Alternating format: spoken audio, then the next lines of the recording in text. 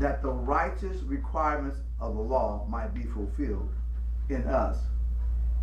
So what are the righteous requirements of the law?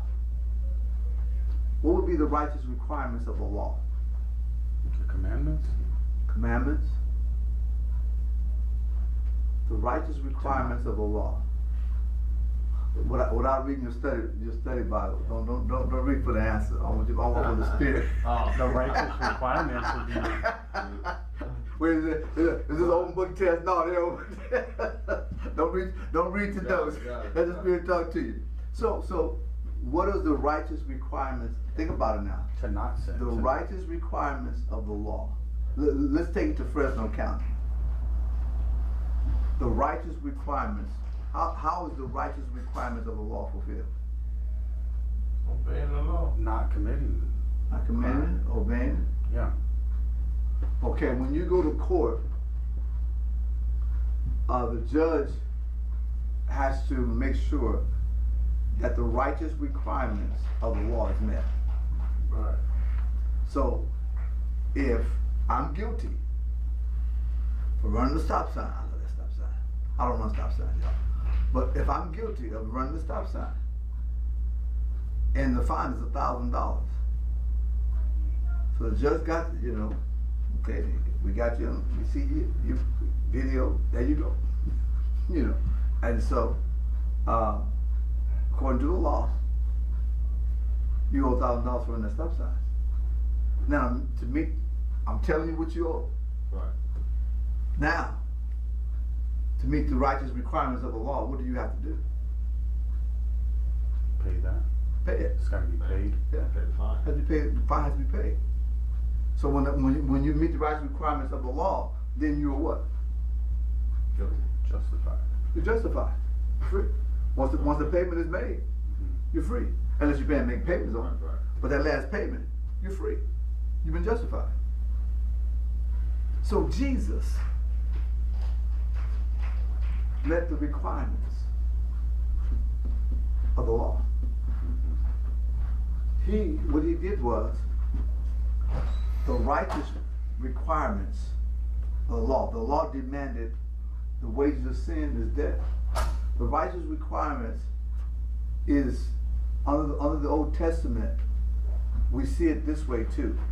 The righteous requirements demands sins to be judged. The righteous requirements of the law demand sins to be judged. Because if the law is not carried out, that law means nothing. If the law doesn't have a penalty, a punishment, the law's no good. So, and God's not working that way. Under the Old Testament, if we can remember, we know that they brought an offering to be sacrificed, right? They practice the righteous requirements of the law by bringing an offering to be sacrificed for their sins. They did it year after year. They practiced bringing an animal. It was practicing the requirements of the law. But Jesus, he didn't come to practice. He didn't come to practice it. He came to end it. He came to fulfill it. He came to fulfill the requirements, the righteous requirement of the law by giving his life for sin. So, in that, knowing that he met the expectations of the law, the righteous requirements of the law, and the sight of God. This is God's doing. So that the Jews would be redeemed from the condemnation of the law. The wages of sin is death. So Jesus, he meets that by coming in the flesh, and God is satisfied. The blood, he takes it back to the mercy seat in heaven. That requirement, that righteous requirement has been met. But he said it's been met in us. Now, the way it's been met in us, we see it through faith. That because God so loved the world that he sent his son. See, the Jews thought it was just for the Jews, but no, it's for the Gentiles too. It's for the whole world. So what Paul is saying to them and saying to us is that it was met in us. The righteous requirements of the law was met in us. Through faith, we died with him. He's telling us we died with him. I used to say, you know, I'm thinking in my head, okay, I died with him. You know, it's like, okay, I died with him, you know.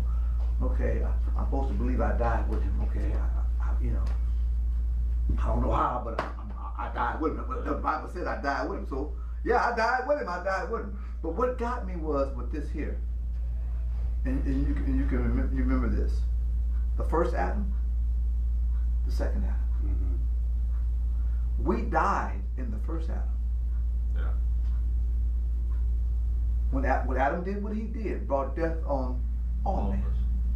Sin and death came upon all of us. But Jesus is the second Adam.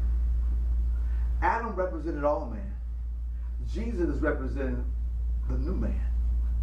Mm-hmm. So whatever happened to him happens to us because we believe. Whatever happens to him, we receive what has happened to him. We had no choice with Adam. Right. It was just, you know, there it is, you know. But with Christ, is we're believing what we're hearing. We're believing what the faith is telling us. We died with him. So dying with him, we too have met the righteous expectations of the law through death. Now see, this is not even salvation yet. This is the righteous requirements of the law being met. Salvation comes up when we come up out of that grave. Right. You know, we would die with him, was buried with him, and raised up with him. Through this righteous, meeting the righteous requirements of the law, that's where forgiveness is tied in with this. So because the reason why they was bringing a sacrifice, so they can be forgiven for their sins, right? That's why they was bringing an offering to be sacrificed, so God forgive them for a year. Well, Jesus he's the last sacrifice, so he does that, and then he says, now preach forgiveness in my name. Yeah. You can preach forgiveness in my name because it's over. Mm-hmm. It's finished. But if it's not over, you can't preach it in my name. Maybe he'll preach it in your name. Maybe, well, I ain't the one because I didn't get up. But he got up and said, now tell him forgiveness is found in me. I hold the keys to this. I'm running this now. And so what's happening with